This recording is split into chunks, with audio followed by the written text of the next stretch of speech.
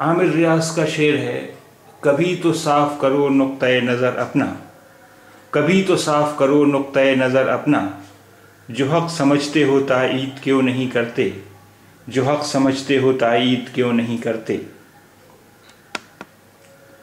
कभी तो साफ़ करो नुक्ता-ए नज़र अपना, कभी तो साफ़ करो नुक्ता-ए नज़र अपना, जो हक़ समझते हो ताईद क्यों नहीं करते, जो हक़ समझते हो ताईद क्यों नहीं करते।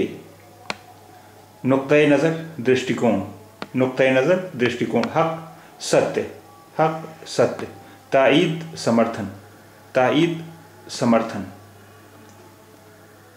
कभी तो साफ़ करो नुक्ता-ए नज़र अपना, कभी तो साफ़ करो नुक्ता-ए नज़र अपना, जो हक़ समझते हो ताईद क्यों नहीं करते, जो हक़ समझते हो ताईद क्यों नहीं करते।